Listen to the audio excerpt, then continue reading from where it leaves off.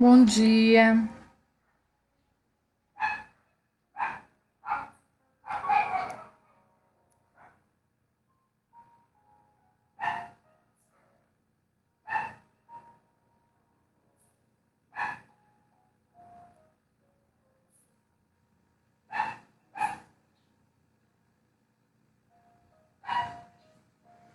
Bom dia, Vera. Alice, Ruth, ai que bom. Saudade de vocês, gente. Puxa. Maria Elisa, Beto, Ivo, Mônica, Célia, Denise. Bom dia, pessoal. Se a música, eu tô deixando uma musiquinha de fundo aqui, se ela atrapalhar, vocês me avisam, tá? E às vezes tem uns cachorrinhos, mas esses não são meus. Os meus eu coloquei lá no fundo com o meu esposo para não fazer barulho aqui, mas esses não, é o da rua, não dá para.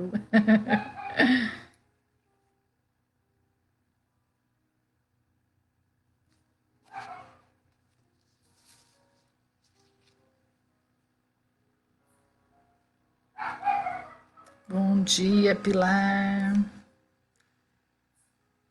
Bom dia, Denise, João Guilherme, Sandra.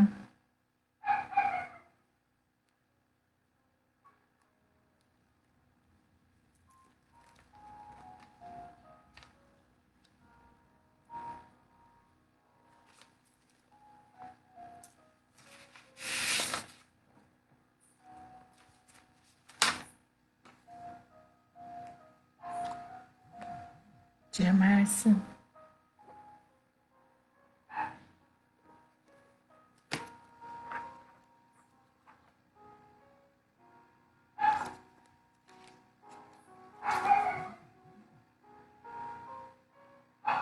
Bom dia, Leila. Ai, que bom. Cristina, Márcia Coutinho.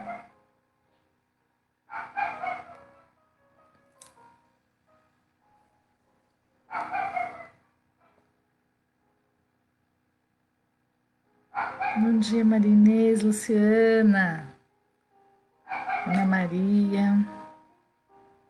Oi, Lu. Bom dia, Lu Rosa.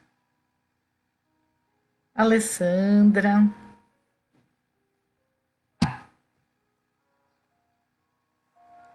Yara, bom dia.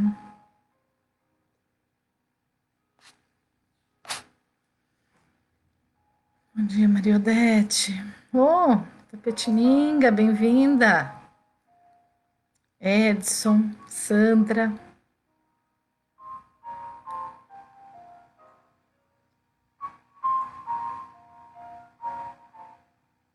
Bom dia, pessoal.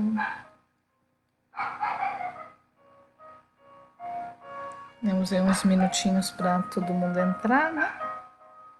E vamos começar a nossa prece inicial. Bom dia, Cidinha.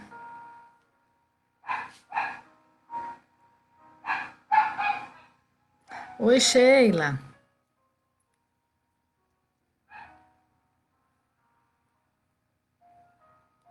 Bom dia, princesinha.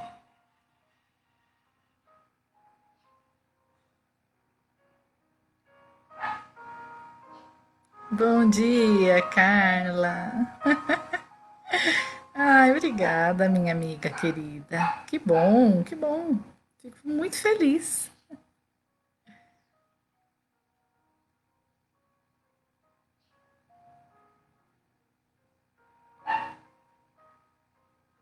Vamos à nossa prece inicial, então? Então vamos lá, né? Vamos fechar os nossos olhinhos, pensar numa natureza bem bonita, uma natureza que nos traga calma, que afaste todos os medos dos nossos corações.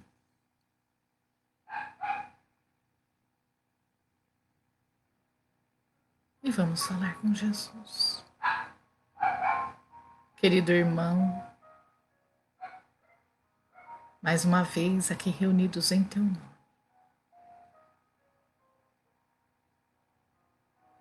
Envoltos na natureza como fazia na Galileia antiga, convidando-nos à simplicidade e à humildade. Queremos estar contigo, querido irmão, e pedimos a tua presença entre nós. Estamos, cada um de nós, em corpo físico, em suas casas, em diversas partes desta cidade e de outras. Mas sabemos, Jesus, que os nossos corações vibram em uníssono nesse momento. Buscando ouvir-te mais uma vez, fundo de nossa alma, com aquela saudade da paz que só o Senhor é capaz de nos trazer neste mundo de expiações e provas. Ampara-nos, Jesus, neste momento e esteja conosco, nos alimentando da tua luz e do teu amor. Traz ao lado de cada um de nós os nossos mentores, amigos, anjos guardiães encarregados do nosso planejamento reencarnatório. E que na tua misericórdia juntos possamos ir desvendando as amarras de nossos corações, que ainda nos apegam ao homem velho, que já queremos deixar. Pedimos-te, Jesus, esteja aqui conosco. E a Deus, nosso Pai, Supremo Criador de todas as coisas, Pai que nos deu a vida e que nos mantém a vida, nós te pedimos a bênção, Senhor, para iniciar os trabalhos de hoje. Que assim seja.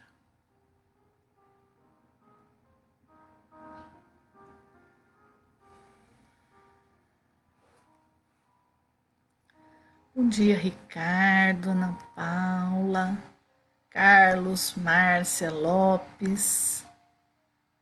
Bom dia, viu, pessoal? Bom ver vocês, nem que seja por aqui. Bom, de vez em quando eu tô com o som de uma musiquinha calma aqui, né? Mantendo a vibração. Se alguém achar que tá oscilando o áudio, dando alguma interferência, me avise, por favor, tá bom? Eu vou tentar estar atenta, porque às vezes eu me concentro aqui nas reflexões e eu não consigo ler todas as mensagens, mas eu vou tentar estar atenta para a gente ter uma qualidade boa de reflexão, de estudos hoje, tá bom? Hoje nós vamos falar sobre indulgência em tempos de crises. Será que a gente está em tempo de crise, né, gente? Tantas dificuldades acontecendo, né? A gente vê, por exemplo, violências, jogos de interesses. A gente vê muitas vezes as pessoas sendo tratadas como objetos, como posses, e as coisas com sentimento, tratadas com sentimento, né? É uma inversão. A gente deve usar objetos e amar as pessoas, e às vezes a gente ama objetos e usa as pessoas. A gente vê isso com muita frequência, né, gente? E obrigada, Ricardo, pelo retorno. Valeu, obrigada, Célia. Oi, Nilza. Tudo bem? Saudade. Bom dia, Deise. Saudade, querida. Bem-vinda. Então, muitas vezes nós fazemos esse processo e às vezes sentimos esse processo, né? Às vezes a gente não tá nesse processo mais, né? De inversão desses valores, mas nós estamos vivenciando sermos usados, às vezes, espezinhados, assambarcados nos nossos bens mais caros da vida. E como usar de indulgência em tempos assim. E em tempos assim também, porque veja bem, nós estamos numa situação onde essas questões se revelam na coletividade. Não que elas nunca existiram antes, pelo contrário, né, gente? Ontem a gente estava conversando na evangelização de jovens que essas situações existiam de uma forma mais generalizada, na situação de violência, essa situação de desrespeito, de desamor, ela existia de uma forma mais generalizada e mais aceita, inclusive, né, gente? Vamos pensar um pouquinho. Antigamente, quando alguém era condenado socialmente pelas normas morais, pela moda moral ou pelas normas sociais, o que acontecia? A pessoa tinha penas terríveis para cumprir, né? Então, por exemplo, assim, às vezes a pessoa era condenada a morrer queimada viva, arrastada em bigas, crucificada, né? A gente tem isso na nossa história, nós temos consciência disso, sabemos disso, né? Hoje, a gente não tem mais isso a nível de lei coletiva, lei humana, né? A gente tem raríssimas exceções de pena de morte no mundo, e essas exceções de pena de morte no mundo, em razão de obediência a pactos internacionais, com relação aos direitos humanos, né, ao respeito à mínima dignidade humana, né, essas pessoas que são, esses países que mantêm a pena de morte, eles têm o cuidado de evitar ao máximo a dor, então foram criados outros mecanismos diferentes do passado, onde o alvo era intensificar a dor, né, hoje não. Então a gente teve uma transformação, né, não foi uma transformação moral a nível de sentimento, de relacionamentos, tanto quanto a gente evoluiu tecnologicamente, igual a gente está hoje conversando aqui ao vivo, né? Eu na minha casa, pessoal de fora de Sorocaba assistindo, né? Cada um nas suas casas. Então, não é nesse nível que a gente evoluiu, né? A gente, comparando com o sentimento, a gente não consegue expandir muitas vezes o sentimento de dedicação, de gratidão, de afabilidade, de doçura, além das portas da nossa casa. E muitas vezes nem dentro da nossa casa. Então, assim, o nosso Wi-Fi familiar a nível de sentimento, nosso Wi-Fi de sentimento tá bem abaixo dos 5G, 120 GB aí do desenvolvimento tecnológico, né, gente? Mas a gente também não está no mesmo nível e nem pode desprezar os desenvolvimentos que a gente alcançou com o tempo. Isso tem que ficar claro, porque a gente comemore as nossas vitórias, né? Vamos lá, antigamente, quando se estabeleciam circos, né? Vamos voltar lá no julgamento de Jesus. No julgamento de Jesus, quem acompanhou o julgamento de Jesus? Foi Pôncio Pilatos, Maria, mãe de Jesus, estava lá, né? A gente vê lá no livro Boa Nova o sofrimento dela, caminhando, buscando Jesus, quando teve notícia através de João Evangelista que Jesus havia sido preso, né? Então a gente tinha Pôncio Pilatos. Pôncio Pilatos mandou Jesus para Herodes, lembram? Nós tínhamos os sacerdotes que estavam acusando Jesus, né? Os sumos sacerdotes que estavam acusando Jesus, e quem mais? Quem estava nesse meio todo? Toda a turba, a população. E as pessoas, essa mesma população, acompanhou o flagelo de Jesus e vibrou com o flagelo de Jesus. E depois, quando iniciaram as perseguições aos cristãos, essa mesma turba acompanhava os flagelos dos cristãos nos circos, e aquilo era um evento, era um espetáculo. Era um espetáculo aplaudido. Como hoje nós assistimos uma ópera, como hoje nós assistimos um cinema, né? Então, assim, a grande massa entendia aquilo normal e se comprazia naqueles escândalos de violência, né? Em momento algum se colocando no lugar do outro, buscando sentir o que o outro sentia, né? Agora, hoje, nós não temos mais esse prazer, a grande maioria de nós não. Existem aqueles que comungam dos prazeres da violência em silêncio, sem que a sociedade saiba. Existem aqueles que ainda usam da violência. A gente vê aí histórias, né, do Tribunal do Tráfico, muitas violências acontecem ali, assim, que deixam a gente, né, assim, surpreso com o requinte, né, e imaginando a dor que aquela pessoa que foi vítima viveu, não é? No entanto, a gente acha estranho se alguém virar para a gente e falar assim: ah, mas olha, eu fiquei sabendo que ali na praça do SIC, aqui em Sorocaba, vai ter ali um flagelo de 10 presidiários lá. Uns vão ser enforcados, outros vão ser crucificados e outros vão ser queimados. Ah, eu tô louco para ir lá, adoro ver essas coisas. Né? A gente vai falar: meu Deus, o que está acontecendo? Nós vamos ficar surpresos, né? Nós vamos achar que tem alguma coisa errada acontecendo, algum problema está acontecendo ali, né? A gente já se movimenta coletivamente nas ruas contra a injustiça, contra a crueldade, contra o racismo, né? Olha os movimentos que estão acontecendo nos Estados Unidos e no mundo por conta daquela violência que aconteceu, daquele racismo que aconteceu, né? Então, assim, nós já não aceitamos mais. As propostas que nós estamos vendo lá nos Estados Unidos são de rever a conduta de abordagem dos policiais, né? Que era uma abordagem assim que a gente entende, né? Eu conheço esse meio, trabalho nesse meio, a gente entende que lidam muitas vezes em risco grandíssimo da própria vida. Mas nós já estamos questionando a forma como a abordagem se dá. Olha que coisa linda, né, de se ver. E caminhamos então como humanidade, caminhamos muito, gente. Mas esses tempos agora, onde se parece que virou moda moral, a exterminação do mal, né? Virou uma moda moral. E Deus não extermina ninguém. Então a gente vai precisar retomar alguns conceitos lá de trás. E é um momento, então, diante de toda essa questão de moda moral, que exige da gente um reforço na indulgência. Para que a gente também, não acreditando estar do lado dos mocinhos, venha a repetir o mesmo erro dos vilões, né? Então vamos lá. Como que é essa história de mocinho e vilão, né?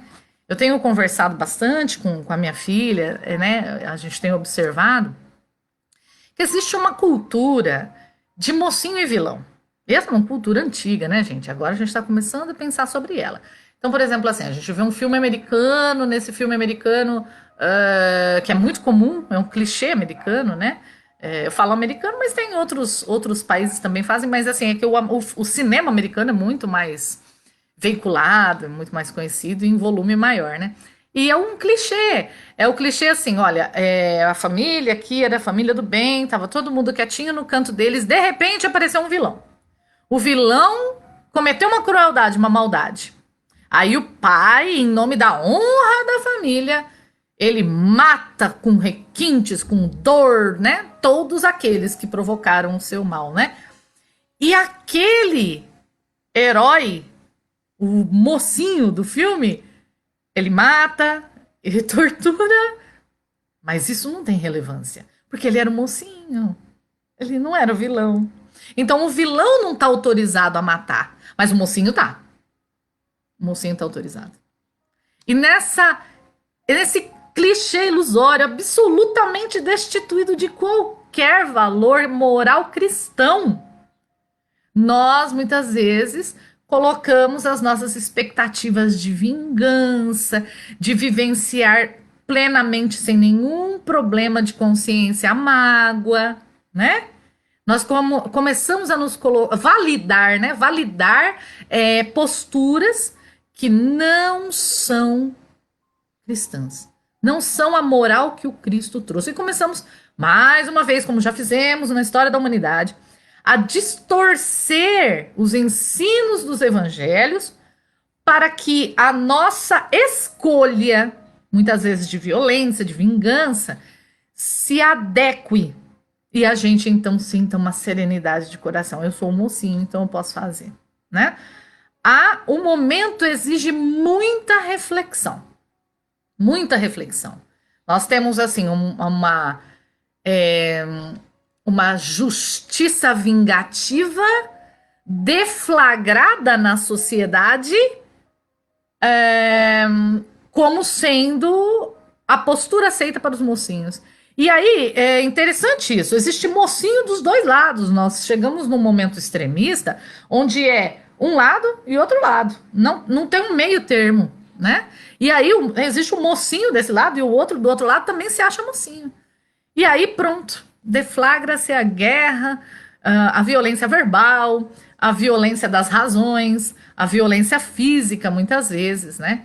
Que nós não podemos mais usar, não dá mais tempo de usar o evangelho para justificar essas condutas. Se eu não consigo vivenciar o que o evangelho propõe, isso não é uma deficiência do evangelho. É uma deficiência minha. Em mim faltam recursos de indulgência, né? Então hoje nós vamos trabalhar essa questão da indulgência, porque nós precisamos reforçar isso em nós. Retomar como deve ser a minha postura diante do mal que me aflige individualmente, no meu grupo de relacionamento, ou coletivamente, que eu me sinto enfraquecido, eu me sinto temeroso, né? Como lidar com isso? Com indulgência, né? Bom, para a gente partir em bases sólidas nessa reflexão, vamos começar pensando no que nós todos buscamos, né? E o que facilita um pouco no exercício de indulgência. Todos nós buscamos a mesma coisa. Nós buscamos ser felizes. Nós queremos muito ser felizes. Nós queremos paz. Nós queremos serenidade na nossa vida. A questão é que muitas vezes nós buscamos a paz e a felicidade no lugar errado. Nós acreditamos que ela se encontra num lugar errado. Ou até muitos de nós colocamos a paz e a felicidade num lugar praticamente inacessível. Porque quando a gente chega, a gente quer postergar para mais, a gente quer mais, né? É igual fazer poupança. Você começa a economizar o seu salário e fala assim, todo mês eu vou guardar R$ 50. Aí, de repente, você olha lá e tem R$ 1.000 na sua poupança, você guardou 1.000. Puxa, que legal. Agora eu vou fazer um esforço a mais, vou tentar guardar 100, porque eu quero chegar nos 2.000. E aí, quando a gente chega nos 2.000, a gente quer 10. Quando chega no 10, quer 50. Quando chega no 50, quer 100. Quando chega no 100, quer 500 mil. Quando chega no 500 mil, quer 1.000.000. Né? Isso não tem fim, né? Porque a gente não encontra essa felicidade lá no fim em lugar nenhum, porque isso não satisfaz a alma. Não é ali que está a felicidade. Por isso que nunca tem fim. Eu vou buscando, chego lá, parece que a corda estica um pouco mais e eu não chego. Ela estica de novo e eu não chego nela nunca. Porque eu estou colocando a felicidade em outros, em coisas, em bens materiais, né? Tudo que é perecível, tudo que fica aqui na terra, né? E é interessante que o Emmanuel, ele fala assim no livro O Consolador, ele fala bem assim, gente, olha, é questão 246 do Consolador, ele fala que a gente está praticamente intoxicado. Então a gente não consegue enxergar a felicidade na Terra, né? O Chico pergunta assim, de algum modo pode-se conceber a felicidade na Terra? Aí Emmanuel responde assim, se todo espírito tem consigo a noção da felicidade, é sinal que ela existe e espera as almas em alguma parte. Tal como sonhada pelo homem do mundo, porém,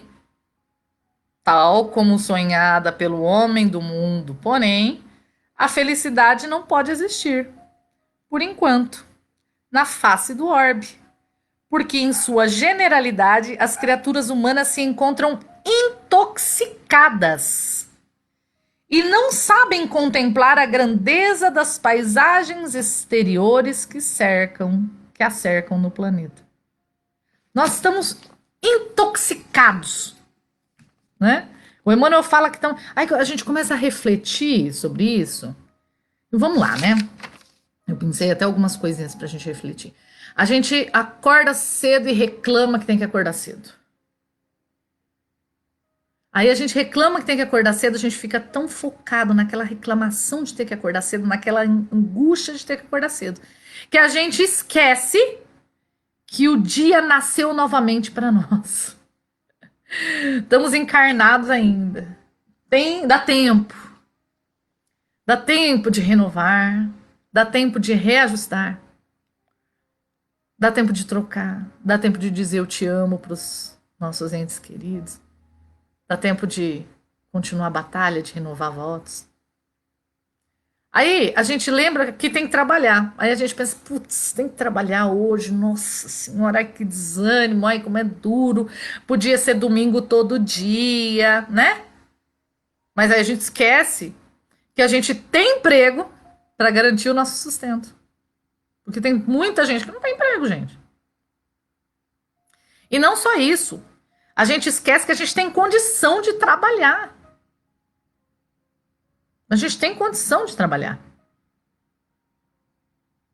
Porque tem pessoas que não têm. Elas estão absolutamente na dependência de outras. Né? A gente, puxa, vai sair com o carro da partida, não dá partida, né?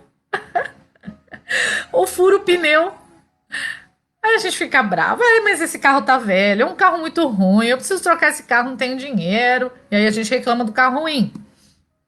Mas a gente tem carro. A gente só tá reclamando porque tem carro. Porque podia não ter. E ter que atravessar longas e longas distâncias a pé.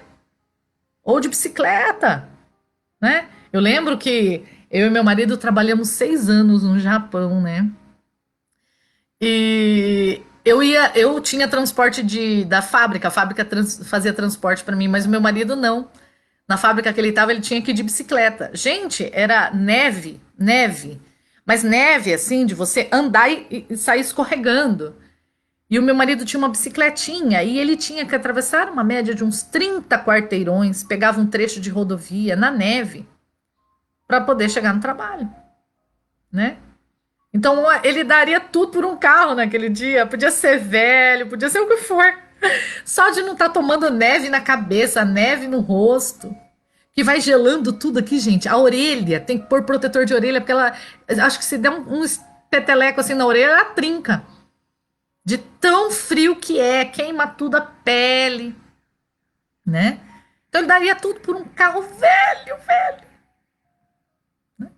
E aí, às vezes eu não tenho um carro velho, eu tenho que ir de transporte público. Aí eu entro no transporte, já reclamo do transporte, porque o prefeito, porque a prefeitura, porque o transporte, né?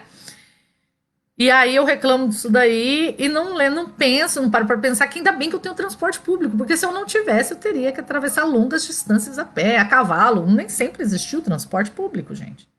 Nem sempre existiu, né? Eu tenho minha casa, reclamo da minha casa muitas vezes, né? Puxa, mas essa casa tá caindo aos pedaços, essa casa, não sei o quê, né? Ah, não dá nem gosto de chegar em casa. Mas eu tenho um abrigo. Tem muitas pessoas que não têm abrigo, não. Que o abrigo é a luz das estrelas, né? Eu tenho familiares difíceis. Tenho. E ninguém nega isso. Às vezes é difícil mesmo o relacionamento, né? Mas eu não tô só. Eu não tô sozinho. Eu tenho alguém comigo ali, nem que for para brigar porque eu queimei o fundo do arroz. Ou porque eu coloquei o papel higiênico virado do contrário lá no suporte de papel higiênico. Mas eu tenho alguém ali. Né? Às vezes eu tô reclamando de limpar a casa, mas eu tenho uma casa para limpar. Reclamando da doença, mas eu tenho vida ainda. Ainda estou vivo e lutando, né? Aí eu desencarnei, mas eu estou retornando para o Pai. Estou retornando à vida eterna. Muitas vezes deixando na matéria todas as dores físicas, não é? Carregando só a dor, que muitas vezes eu ainda carrego em mim, espiritual, do meu coração. Mas as dores físicas ficaram. Nós não conseguimos muitas vezes enxergar beleza. Eu durmo na rua, sou morador de rua. mas ninguém tem um teto de quarto mais bonito que o meu, com as estrelas, com a luz da lua, né? Nós deixamos de perceber este universo à nossa volta. E é por isso que a gente patina tanto buscando essa felicidade e não consegue encontrar. E aí começa também a fazer exigências. Porque a gente começa a ser exigente em busca dessa felicidade. A gente quer que o mundo mude, que o mundo fique feliz, que o mundo se transforme finalmente num mundo de regeneração, onde todas as pessoas se ajudem, onde não falte o pão para ninguém, onde os governos sejam honestos. Aí eu vou ser feliz. A gente começa a fazer exigências para o universo à nossa volta, né? E aí é que inicia os nossos julgamentos. Porque a gente não quer aceitar a dor. A gente quer um estado de paz e de felicidade agora, sem perceber as pérolas de universo que estão à nossa nos rodeando à nossa volta, né? Sem perceber, né? Entrando nessa intoxicação que o Emmanuel fala, sem perceber essa riqueza, aí nós queremos que o mundo se renda e nos faça feliz a nível de terra. Nós não queremos sentir dor, não queremos ter perdas nenhuma, não queremos ser contrariados, não queremos ser que os nossos erros sejam apontados, nós queremos ser servidos.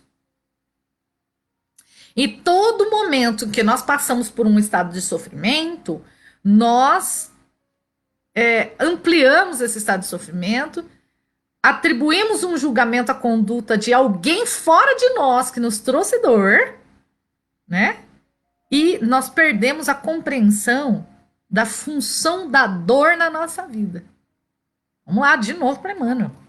De novo, Emmanuel no livro Consolador.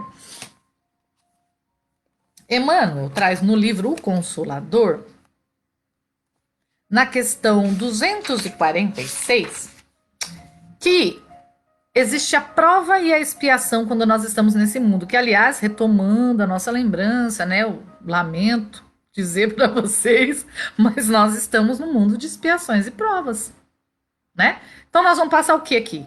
Expiações e provas.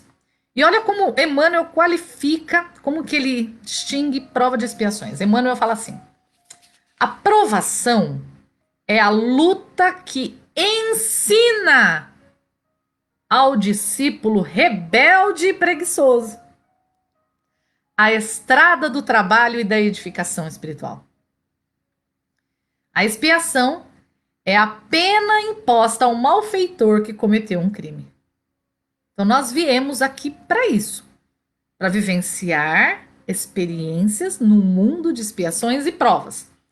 A prova, que é uma luta que eu sou chamado a viver, porque essa luta, como eu ainda sou preguiçoso e rebelde no meu desenvolvimento moral, essa luta me ensina a estrada do trabalho e a edificação espiritual. E às vezes eu sucumbo, contraio débitos com a lei de causa e efeito, com a lei divina, e aí eu sou chamado à expiação, que é uma pena imposta pelos crimes diante da lei divina que eu cometi. Essa é a definição de Emmanuel. Então percebe que a dor, ela é salutar? Eu sei que é difícil falar assim, mas deem depois uma olhadinha nesse mesmo livro, na questão 239. Que Emmanuel fala exatamente da dor. Ele divide a dor assim como dor, um evento dor realidade e dor ilusão. Ele chama de dor realidade a dor vivenciada pelo espírito. É aquela dor moral, quando ele se dá conta dos equívocos, quando ele sente a tristeza dos caminhos. Essa é a dor moral, a dor realidade.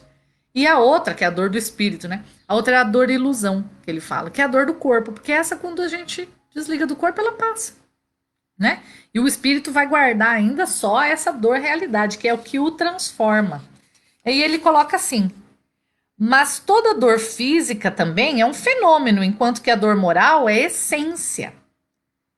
Olha só, daí porque a primeira vem e passa, ainda se faça acompanhar das transições de morte dos órgãos materiais, e só a dor espiritual é bastante grande e profunda para promover o luminoso trabalho de aperfeiçoamento e da redenção.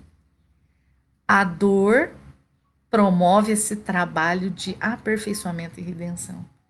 E aí, ele fala lá na questão 241, quando Chico pergunta para ele sobre o maior auxílio para a nossa redenção espiritual, ele fala: o trabalho de nossa redenção espiritual, individual ou coletiva, a dor é sempre o elemento amigo e indispensável. Então, a dor é o nosso elemento amigo. Pessoal, eu não consigo imaginar uma forma de perdoarmos alguém que não nos fez sofrer, que não trouxe uma dor. Se alguém não nos machucou, não nos trouxe nenhuma dificuldade, eu vou perdoar do quê? A experiência de perdão, a experiência de indulgência, a experiência de igualdade, de não me sentir melhor do que o outro para proferir um julgamento sobre ele, ela só é oportunizada pela dor, seja individual ou seja coletiva. Só pode dizer que perdoou ou que não conseguiu perdoar, que faltou recursos internos, quem passou por dor. Ela é um elemento essencial, indispensável para a nossa redenção. Porque nós podemos saber, na teoria, infinitas filosofias. Mas só é capaz de dizer que apreendeu aquela filosofia aquele que é colocado à prova e encontra em si o recurso necessário, que estava lá no campo da teoria, no campo das filosofias, no campo das ideias, para ser usado. Então a dor é uma amiga infinita. E aquele que impõe a dor para nós é o nosso sublime amigo. É aquele que nos convida ao exercício. É aquele que descortina de nós a real intimidade. Quantas vezes é só na dor que eu consigo descobrir os recursos que eu tenho e exercitá-los?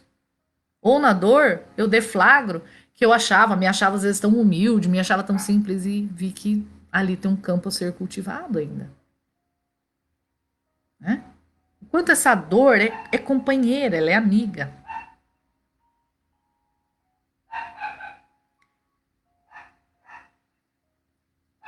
Cada um sabe a dor que sentiu, gente. Cada um sabe. Isso é muito individual. E se você sentiu uma dor, se alguém te provocou uma dor, vamos pôr entre aspas isso, mas se alguém te provocou uma dor, o que você vai fazer com isso é o que te compete. E essa é a sua grande chance. Essa é a sua grande chance. Às vezes, a gente também, quando vivencia uma situação de dor, a gente tem que observar que existem as pedradas das pessoas que estão no nosso nível de compreensão e as pedradas das pessoas que não estão também no nosso nível de compreensão, tá, gente? Porque existem as pessoas que estão caminhando conosco, que entendem o que nós estamos falando. Nesse aspecto, a dor ela é uma prova amarga, né? Eu estou passando por uma provação. Mas existe também aquela dor que vem provocada pela ignorância. Pela ignorância, pela má fé. Né? E aí, eu preciso entender que isso eu tenho que receber sem uma sensibilidade doentia, sem uma vitimização doentia, mas compreendendo que aquele irmão, naquele tempo, é capaz de me dar apenas isso. Esse é o recurso que ele tem. É tudo que ele pode fazer por mim agora. E aí, o que é que eu posso fazer por ele? Né? O que que eu posso fazer por ele? Isso me compete. Quando a gente vai lá para o capítulo 10 do Evangelho segundo o Espiritismo, estudar sobre a indulgência, ele traz que a indulgência ela não vê os defeitos de outrem, não vê. Mas se ela os vê, ela os esconde, faz de tudo para que as outras pessoas não saibam desses defeitos, que elas não tomem conhecimento. Faz de tudo para que as outras pessoas fiquem bem, né? Que essa pessoa fique bem protegida, que toda a paz se mantenha. Ela só revela quando aquilo é indispensável ao bem de uma coletividade. José, que é esse espírito protetor, né, que em 1863 traz no Evangelho essa questão, ele traz também o seguinte, que a indulgência não se ocupa dos maus atos de outrem. É curioso isso, né? Quanta coisa a gente tem para se ocupar. Existe tanta dor, tanta dificuldade que precisa da nossa ajuda. Da ajuda que só eu posso oferecer. Porque eu sou uma individualidade, eu tenho uma forma de ver o mundo, eu tenho um universo a oferecer para o mundo à minha volta. E essa individualidade minha, só eu posso. Por isso que Deus me convida para esse trabalho. Às vezes com um primo, com um vizinho, com um amigo, com alguém, com um animalzinho abandonado na rua. Eu tenho recurso. Eu vou me ocupar do mal que o outro fez. Me recordo que eu tive um trabalho para realizar com um amigo, né, na casa espírita, e eu senti uma certa resistência desse amigo, sabe? E aí, toda vez que eu ia para uma reunião com esse amigo, eu sempre ficava lembrando dos pontos negativos que eu enxergava nele, que eu achava que era a resistência quanto a mim. E uma vez indo para fazer uma das reuniões com esse amigo, já tensa, porque aí você vai tenso no relacionamento, né? Já vai esperando pedrada, tá? Eu indo no caminho, dirigindo para lá, eu ouvi uma voz de um amigo espiritual que me falou assim: tá, mas o que ele tem de bom? Aí eu comecei a pensar: puxa, essa pessoa tem isso, tem isso, tem isso, tem. Nossa, essa pessoa é tão legal para isso. Esses recursos que essa pessoa tem para desenvolver esse trabalho vão ser espetaculares. Eu cheguei com outro ânimo lá. Consegui mudar essa faixa. Porque eu já estava observando a dificuldade dele, me ocupando dos maus atos dele, que de fato existiam, né? Mas ele não se resume nos maus atos, né? Me ocupando desses maus atos, eu estava me afastando de um relacionamento com indulgência e prejudicando até um trabalho que precisava fluir. Graças a Deus, eu tive um alertinho ali, consegui voltar um pouquinho e pensar no outro lado. E aí, gente, olha, é um amigo querido do coração. Foi lindo, é lindo o relacionamento de amizade que a gente teceu. Lindo, né? É lógico que há momentos em que a gente precisa repreender o mal, tá, gente? Eu não tô dizendo aqui que ser indulgente é fingir que o mal não existe. Não é isso. Vamos lá no Livro dos Espíritos, na Lei de Liberdade. É a questão 841 do Livro dos Espíritos. Prestem atenção na pergunta de Kardec e na resposta do Espírito da Verdade. Deve-se, vírgula, em respeito à liberdade de consciência, porque nós estamos falando aqui no capítulo da Lei de Liberdade, que nós temos que respeitar a liberdade de consciência das outras pessoas, até de ser mal, pensar mal e fazer o mal, gente, né? Deve-se, em respeito à liberdade de consciência, deixar que se propaguem doutrinas nocivas e pode-se sem prejudicar essa liberdade, procurar trazer de volta ao caminho da verdade aqueles que se perderam ao admitir falsos princípios?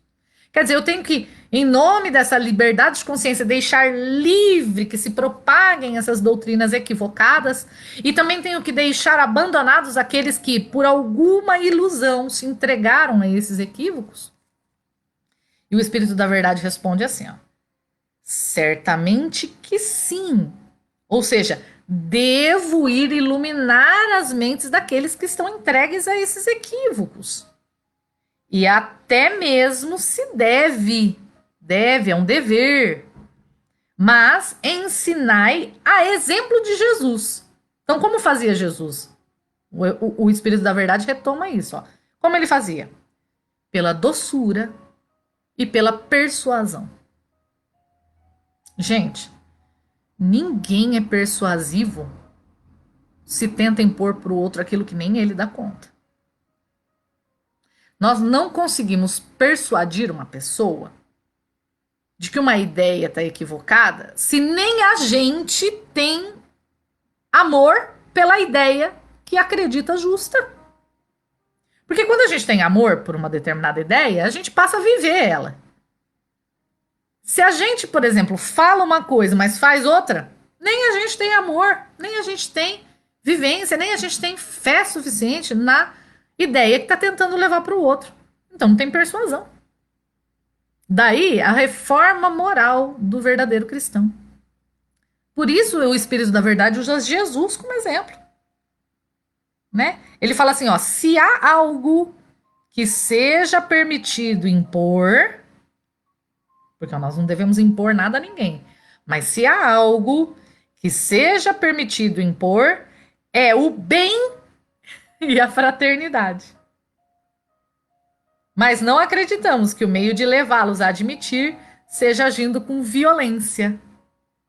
A convicção não se impõe. Então, diante da dor que nos é provocada, seja por um amigo, seja por um familiar, seja por uma coletividade, um governo, né? Que a gente está discutindo tanto isso ultimamente. Seja lá como for essa dor, o que a gente não pode esquecer é o que compete a nós. A função da dor na nossa vida como sendo indispensável para o nosso trabalho, como traz Emmanuel no livro Consolador. Né? O como eu devo agir com indulgência, ou seja, não ver o mal alheio, se o ver, tentar ocultar dos outros, caso aquilo não seja um prejuízo coletivo. Né? E procurar não me ocupar com o mal dessas pessoas, mas com o bem delas, agindo com fraternidade, agindo com carinho, agindo com persuasão do bem, não como o mocinho que pode ser violento, grosseiro, porque ele é um mocinho, né? É agindo pelo convencimento da postura cristã e receber na nossa intimidade com alegria, porque nós estamos num mundo de expiações e provas. Então tudo que nos rodeia é repleto de bem e de alegria, mas existem as provas e as expiações. E focar no mal, me ocupar do mal, seja que o outro fez, ou seja, as coisas difíceis que eu nomeio na minha vida, é faltar indulgência para com o outro, muitas vezes para comigo mesmo e até para com o Pai Criador, porque eu entro num relacionamento cheio de exigências e pouco retorno. Por fim, gente, se chega nessa hora e a gente percebe que não está dando conta, não está dando conta de agir com esse olhar de indulgência que nos liberta de tantas dificuldades, acreditem. Porque a felicidade não está naquela poupancinha, mas está nas nossas transformações e na nossa capacidade de amar, né? Se a gente vê que não está dando conta disso, Emmanuel tem um remédio, que está lá na questão 245 do Consolador. Ele fala que é a solução da prece. Ele adverte uma coisa, tá? Só para a gente encerrar aqui.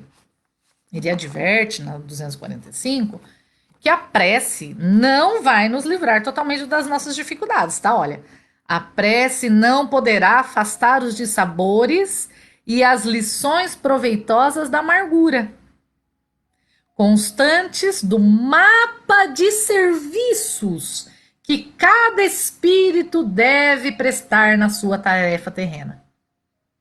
Mas deve ser cultivada no íntimo a prece, como luz que acende para o caminho tenebroso, ou mantida no coração como o alimento indispensável que se prepara de modo a satisfazer a necessidade própria na jornada longa e difícil. Porquanto a oração sincera estabelece a vigilância e constitui o maior fator de resistência moral no centro das provações mais escabrosas e mais rudes. Não estamos dando conta? Vamos para a prece. Não que ela vai nos livrar das dificuldades que nós precisamos viver, porque isso está dentro do mapa das nossas necessidades terrenas, mas porque ela vai nos trazer a vigilância necessária para as boas escolhas e a resistência no caminho do bem que nós já escolhemos. Que Jesus nos abençoe, meus irmãos. Vamos para a nossa vibração? Pedindo por aqueles que estão em sofrimentos maiores do que os nossos. E pedindo para que eles possam, muitas vezes a gente precisa fazer a oração do amigo, né?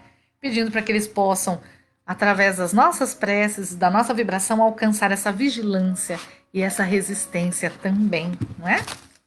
Vamos lá. Vou colocar o livro aqui.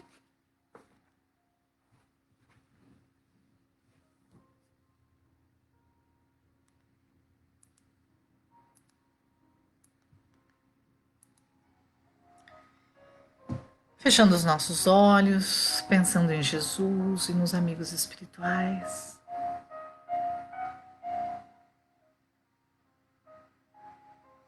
Que sempre nos assistem e nos amparam. Vamos mentalizar que do alto se derramam sobre nós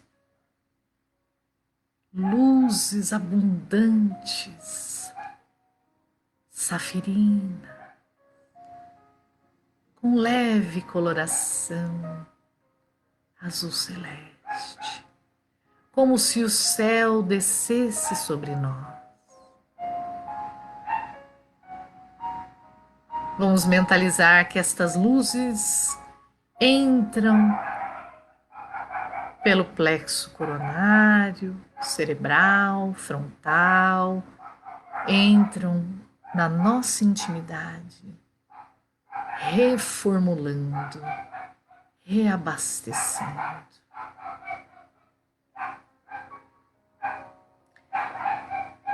Eliminando e transformando vibrações e formas menos dignas e restabelecendo o nosso equilíbrio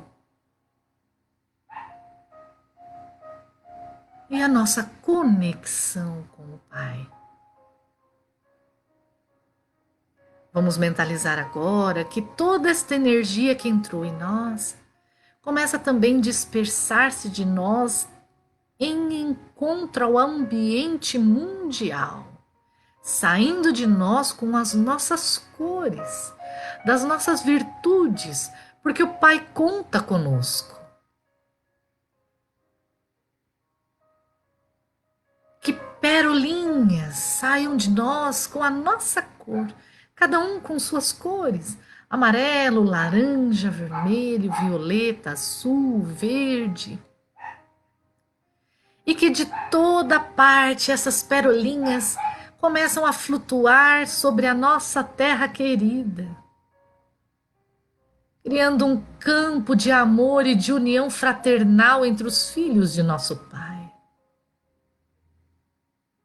E começam a se derramar levemente, transformada em pétalas de flores, de todas as cores, sobre todas as dores. Onde houver sofredor, que ela entre no coração.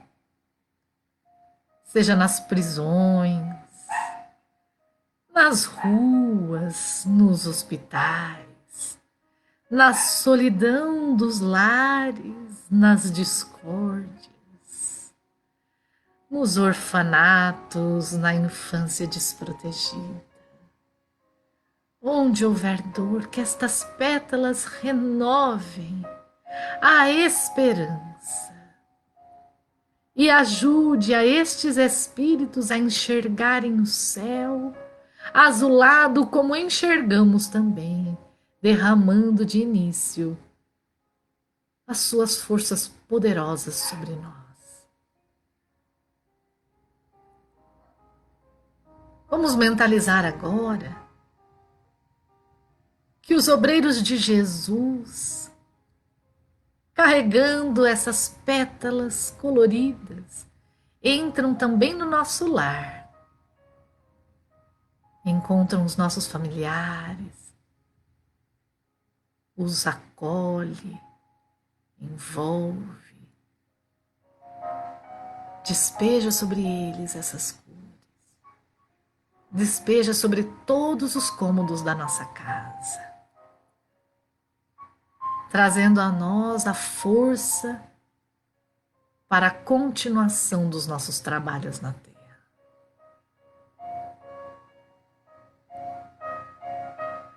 E agora, em gratidão a Deus, por tudo que dispensou por cada um de nós, vamos agradecer.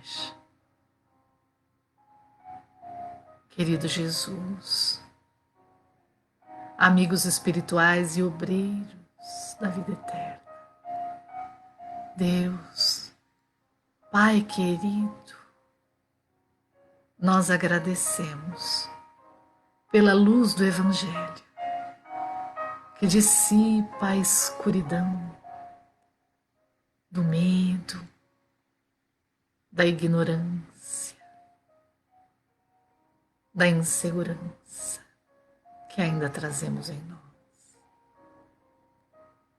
Ajuda-nos, Senhor, a caminharmos a passos mais firmes e a vencermos a nós mesmos nas amarras do apego, que nos faz buscar a felicidade e a paz nos caminhos errados. Reordena, Senhor, o nosso curso, pelo Teu infinito amor.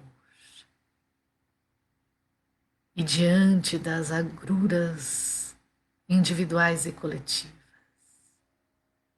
sê, Senhor Jesus, o sol da humanidade toda.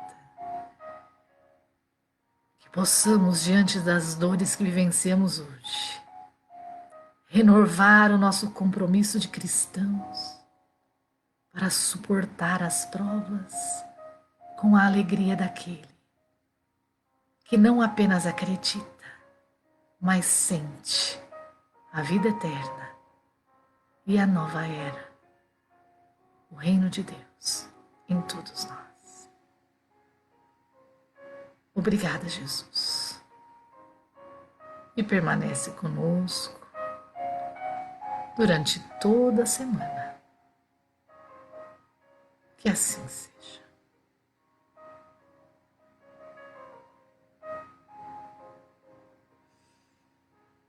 Obrigada, meus amigos. Obrigada por mais um domingo juntos. Excelente semana a todos.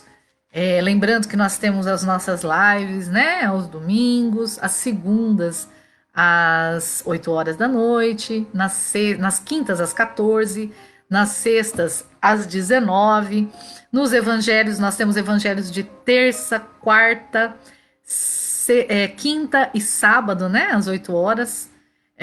Estamos aí todos de plantão juntos para vencermos o mundo como Jesus nos convida. Fiquem com Deus. Imenso beijo, forte abraço a todos. Prazer revê-los todos, viu, pessoal? Fiquem com Deus.